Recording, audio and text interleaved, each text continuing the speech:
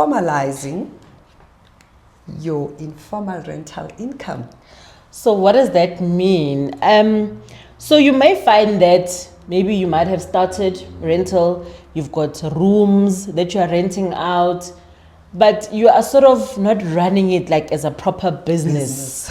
Maybe you are going there to collect the rent, you know, like Kasha style, you know, cash at night.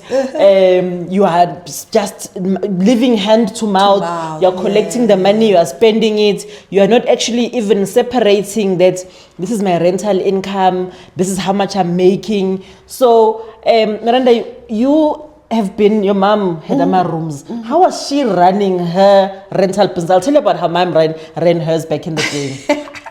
So the money would come. What's funny is I was just thinking about it, Slee, that I don't think she ever raised her rental. Yeah. So it remained the same amount for years and years and years. And what she was interested in is having her tenant stay, right? So it wouldn't go up.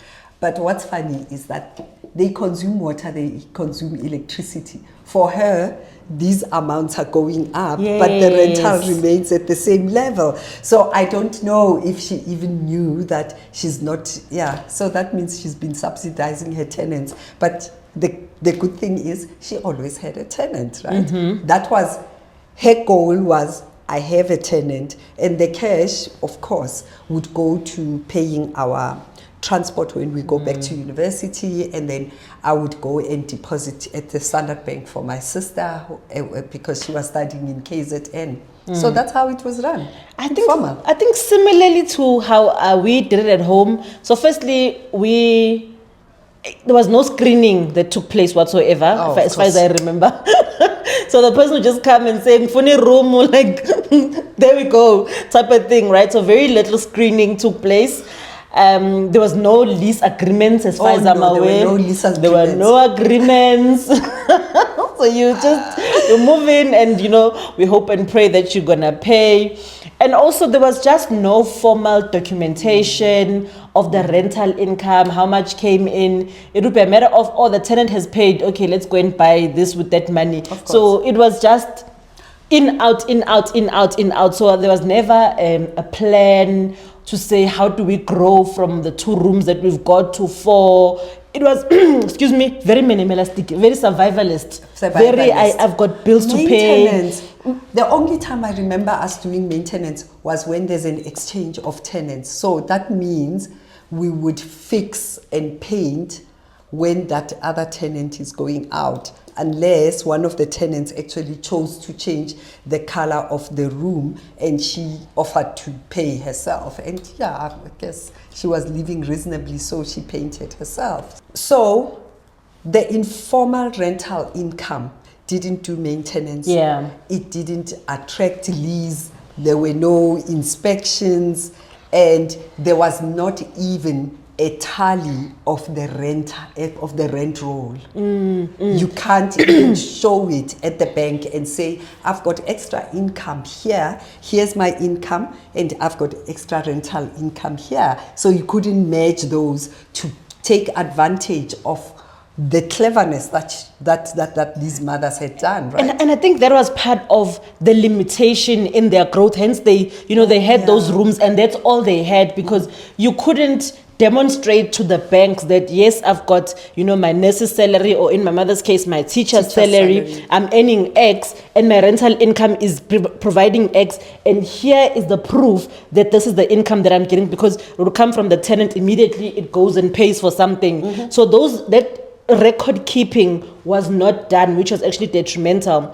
But it's not just mothers or grannies in our case. Even young people who are starting investing in property, we have seen when we're having workshops or through our mentorships, people are saying, yes, I've got rooms, but they're still running it similarly to how our mothers ran it. And one of the reasons that they state for not wanting to have this documentation is because they're afraid of the taxman. Taxman. They're afraid of the taxman, hence the monies are collected in cash, hence there's no documentation. There's so sweet. There's this just winging it and going with with the flow. And as a result of not formalizing your affairs and being afraid of the tax man or of paying taxes, you are losing out on the bigger picture, on growing and scaling your business. Taxes are something we're going to pay, guys. There's two things that are certain: death and taxes. We're all going to die. We're all going to pay taxes. That doesn't go away. But if you run your things properly and you're making a profit, that's a good thing. Pay your tax. Like, it's okay. Pay it. It means you're making enough money to pay tax. You know, and you can always limit the amount of tax that you pay by structuring your things properly. That should not be a reason for you not formalizing your business, because then a lot of things fall through the cracks, because now you're not increasing your rental, like we've mentioned, you're not maintaining your property, you're not even setting aside a little kitty to say, I want more rooms. So let me create a little fund that I'm going to put in and use for my next acquisition. Do you want to turn your wealth goals into a reality in 2026 instead of sitting there and hoping and you have no idea where to begin? Is 2026 your year of not just relying on your 9-to-5 salary for income? Do you want to invest in property that pays you back monthly from day one instead of hoping that it will in the future? Join us for our last in-person event of the year. We are taking our real property conversation into an actual student accommodation that we own. Instead of learning theory from a distance, you get a real on-the-ground look at an actual property investing strategy, student accommodation. Join Lee and myself on Sunday, the 7th of December at lunchtime, 1 p.m. to 3:30 p.m. at the Sakile Student Accommodation in Martindale, Johannesburg. Spots are limited. Tickets are going for 799 rands. This is your opportunity to, one, learn a real live property investing strategy. We'll run the numbers. You'll get the insights on why this property investment strategy pays. You get an opportunity to network with ourselves, with our mentees and fellow property investors, and get clarity and direction to plan your 2026. Stop sitting there and hoping. This is not a conference. This is not a lecture. It is your real-time opportunity to learn property investing with us. Get your ticket below and let's meet on the 7th of December. Remember to bring your techies, because we are going to do a walkabout the property before we sit down for a real property investing conversation. Can't wait to see you. You know?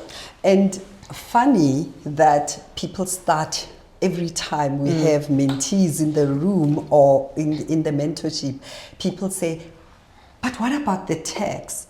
What they are not seeing is, or what most people don't know, is that there are actually tax breaks in property investing. Yes. There are actually tax breaks in formalizing that rental income, because you can utilize it for your household maintenance, and you can formally and legally actually pay less tax by formalizing that rental income. Yes. Yeah. And actually, if you are receiving that income into your bank account, and let's say, for example, you've got a job and you're earning a salary from your income, that money, SARS is now with AI and whatever, they can actually access your bank accounts. You think that because you are not declaring it to SARS, they're not going to get it. They can actually find out. Then they might even backdate the tax that you need to pay.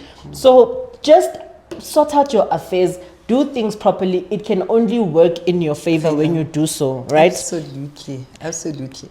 And you can also, when you formalize that rental income, and you have a rent roll, you have got lease agreements, that's another formalization of and structuring of your business. Because then you can prove to the bank that you've got a rental income that comes from your 2 rooms at the back, and when you are applying for finance using your company, then the bank uses that as, oh, they are able to generate income, and this company has been generating consistent income, and it's got informal rental income for the past 6 months. Therefore, we can back this company in acquiring or getting a loan. Yes. So banks recognize leases. So if you've got a lease and you can show in your bank statement that I'm receiving this income consistently, and if you have a job and you match these two things together,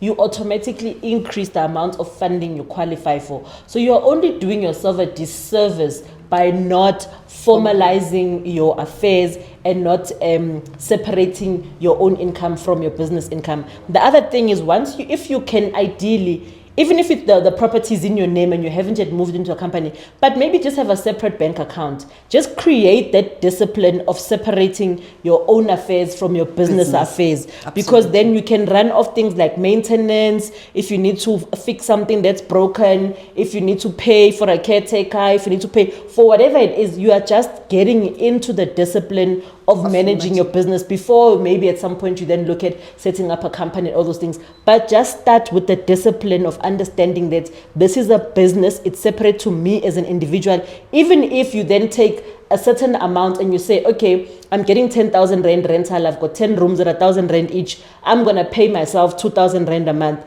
You take 2,000 rand from your rental income and you then transfer it to yourself as an individual. That is just getting into the discipline of understanding that this is not my money, it's my business's money, and then this is what I'm entitled to.